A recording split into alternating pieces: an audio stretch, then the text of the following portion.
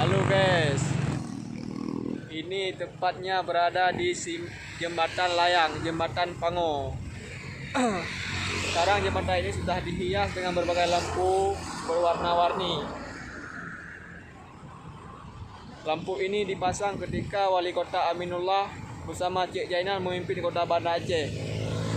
Baru-baru ini beliau juga memasang di tempat-tempat lain, semisalnya di Jalan Penyak Makam, yaitu jalan menuju kantor gubernur.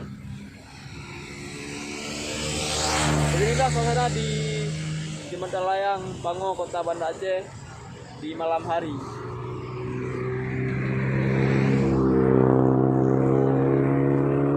Kita bisa melihat banyak orang yang melakukan selfie. Nah, di depan kita juga ada melakukan selfie. Gimana nih, Mas?